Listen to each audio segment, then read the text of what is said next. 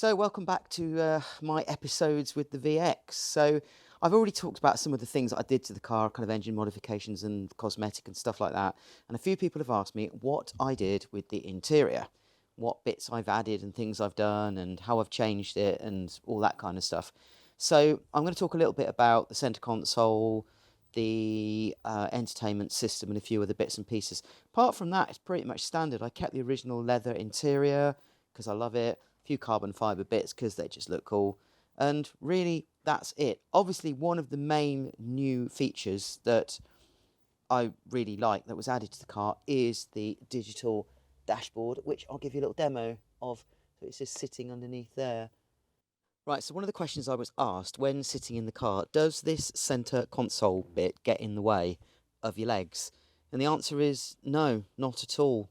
I'm not very tall, and being short-legged doesn't get in my way, and most people that have driven the car that are long legs say it doesn't get in the way. So what this does, yes, there are two sound systems. This is mainly the sound system here. Now you could get rid of that and just combine it with this if you wanted to, but I've just kept them in because... So what this does, it runs a lot of the torque settings from the OBD port, which basically underneath here, there is the OBD port. I've put a switch system in, and then it comes through to this unit here. A couple of sockets so that I can charge phones and other bits and pieces. Kind of just useful, really. And that's it with regards to the center console. And then coming across to the dash, if I power it up, you'll have a look. And then you've got a digital dash on here. And this is the LM Corse Digital Dash. It's really, really cool. It's really good. There's a few different screens that you can configure to get different designs. So you can have whatever you want, really. And I'm sure in the future they're going to produce some pretty wicked firmware updates that are going to give you access to a lot more information. Loads of ports on the back of this unit for extras that they're going to be added in the future. So yeah, fitting it was about as easy as it gets. So on the side of the steering wheel, whether you can see here, I'm going to sort of point, there are two screws there, and there's two on the other side, and underneath here, underneath this cowl, there are three screws. You undo that, and all this cowl affair will come off the car. Then basically when that is off, here, here, and the same at the other side, there's two 10mm bolts. Undo those, and the whole console unit, the cover and the dash, will just lift straight out. And then you will be able to then just take the other one, take your old one off and fit a new dash. So it really, really is easy to fit. So let's come back to what we've got here. As you can see, it's hard to see in the sunlight, to be honest. It's actually not too bad when you're driving along. This thing, by the way, is incredibly bright. I've got it on the about 80%, 70% at the moment, and it's still bright enough to see it. It's beaming bright sunshine here. It's going to be really, really easy to see when you're out on the road. The only thing I haven't managed to do at the moment, which I've got to do, you can't really see it there, is I've got to configure the clock. So I've got to set the clock to the right date and time and year, but not really that important anyway. So here, the way this is done, this is basically wired up, as I said, to the OBD port, and I'm using Torque Pro, so I can get all the data live stream from the OBD port. But the most important thing, there's an on-off switch fitted, because running streaming OBD information in these cars isn't the best thing to do. You can end up with all sorts of problems. But as you can see here, let's run torque, and then if I come around here a little bit, probably still can't see that, it's probably too much reflection for the camera. But that is basically running torque, and then I can run all the different screens to give myself all different kind of data and all the things that I need. Right, so we're kind of sat here in the car. This is the easiest way to actually see the dash when it's all kind of lit up. There's lots of different screens that you can use, and I'm going to show you a few of the functions on the dash. Fitting it is very, very simple. I kind of went over that in a previous video. Just take the old one out, put the new one in, connect the multi-plug at the back, and then it will all kind of work, really. So the first thing you've got to do is put your handbrake on. Obviously turn the dash on, put your handbrake on, and you can see it says hold button for setup. Now the button is your little button, wherever it is, there, on the side of your steering wheel. So you just press that little button, hold that little button, and it will go up into setup mode. Oops. You're going to have to excuse the wobbly camera work because I'm going to have to try and do all this with one hand. Enter setup mode, and you can see now here are your options. We have display options. So in here we can change the volume, the brightness, timer messages. You can when it times out, when it ends, you can get your car to say goodbye to you if you want to. So themes, you can see there's lots of different themes. We've got that one, which is the one I kind of quite like to use.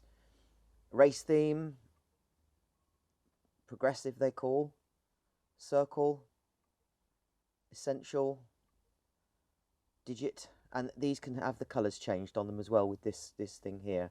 And then touchscreen is very, very responsive. That's really it for that screen. I said volume, brightness, they're fairly straightforward. Go back, we've got obviously the clock, so we can go in and we can change the clock, which I haven't done yet. Settings, we got different vehicle settings. We can change the units, so obviously here we can change the kilometers, miles, Celsius, Fahrenheit to wherever you are. Let's go back. Oops, let's go back on there. Vehicle, within the vehicle we've got different elements. So indicators, we can change when the gear indicators change. So for example, engine temperatures, I'm just pressing buttons here. Traction, here's a good one. Gearbox type, so obviously it's got a gearbox indicator on it. Select the gearbox type. I'm sat in a VX220 turbo, so obviously it's the GM F23 gearbox, but if that for any reason doesn't work, there's a custom option. So if I change that back, you can go into the custom gearbox and you can get it to learn the different gears. It's like they're very similar to the AIM one, and they're all similar. So then basically I've got more settings here. Traction I've already done, engine, RPM, the shift lights. So it's got these shift lights at the top, and you can specify when they shift. I've got mine set at 2000 RPM at the moment. It's really configurable. Let's go back. Some of the ones that are grayed out, obviously they're there for the factory. If you go to back, obviously you've got Wi-Fi on there as well. So when you connect the Wi-Fi, you can connect it to your phone, and you can do other things with that. So obviously once you've finished doing your enter vehicle setup, you can just exit the setup, and it will, I just said Ali sleep, the car's called Ali, bit sad really. Turn off the key, and it will exit the setup. So just turn the key off. It will then exit the setup, turn it back on, and your dash is live. And that really is it. There are no switches on the dash, it's a touch screen. All you need to do to enter setup mode, as I said, handbrake is on, you can see the button changing. Put the handbrake on, press the button on the side of the steering wheel, and it enters the setup mode. And it is that simple, really. You can actually, on the fly, which I've discovered, if you press the button at the side of the steering wheel, you can obviously change your settings. So we can go straight into race mode. And in race mode, there's lots of lap timers, as you can see. And they can be changed and used however you wish. If you press and hold at this point, it will then switch now between the different displays. That's quite cool, that one. And of course you can change colours on these as well, but obviously this is the one I'm using at the moment. I find it the easiest to see. Yeah, so there you have it. The LM Corse, or the LM Dash by LM Corse, for the VX220 and the VX220 Turbo. I believe actually it's called the LM Dash Pro now. So this is the new updated version, which I've got fitted in here. And it works very, very, very well. And at a price point that absolutely nobody on the market can match at the moment. So, sound system. So this is running a Pioneer head unit, which is a very, very nice unit. Lots and lots of power from it. And it's got reasonably good bass, straight from the Alpine speakers, which you can see that I've got fitted here. Now, everybody goes on about, oh, do you need tweeters and woofers? You don't. These are coaxial speakers. So the center bit here is the tweeter, and this is the woofer. So there's no point in fitting extra tweeters. It's pointless. And then right down here behind the seat, you can see there's a Pioneer sub. Again, decent sized sub, wired directly back to the battery, so I've got no distortion or anything like that. Sits amazingly on this rear parcel shelf. It's really, really good in here. And trust me, this thing is loud enough. With the top down, you can hear everything. You don't need to waste your time cutting into the dash with forward mounting tweeters. It's just a complete waste of time. Just run coaxial speakers and you'll get the same crisp sound and punch. And then, of course, add the sub and you're going to get the bass. And any decent head unit will do it. I just like these Pioneer ones. They're really, really good. Easy to connect your phone to as well, so you can do all sorts of stuff. So, a couple of other things that I've added, which, because I really don't understand this, but it seems to make a lot of difference. I've created some little shields here, which stops the water runoff from these vents in the bonnet. Now, I still don't know what they're for, but basically, when the bonnet is closed, it will basically vent water to here. And what is here is loads of wiring and loads of connectors. So what happens now is the water comes down and it just vents straight down through there.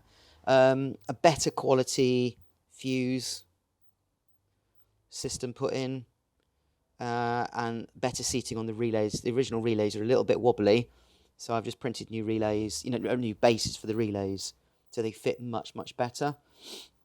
Obviously, we already know I've got the upgraded heater in here.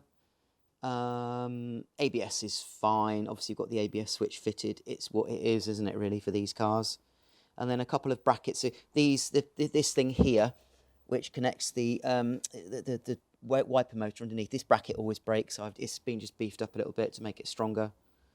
And a little bit of reflective tape and other bits and pieces added just to tidy everything up in here.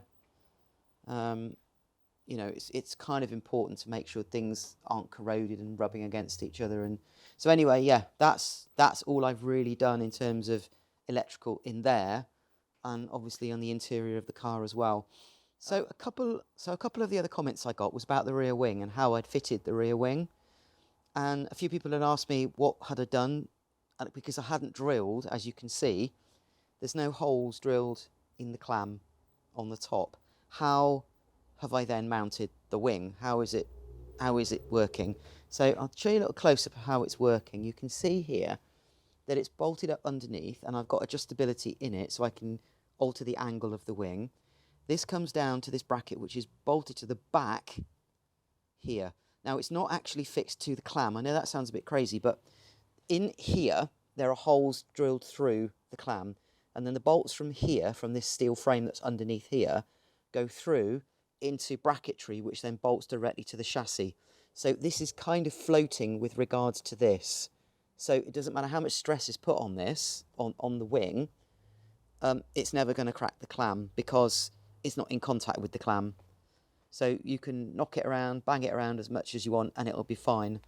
It's also incredibly light because it's carbon fibre.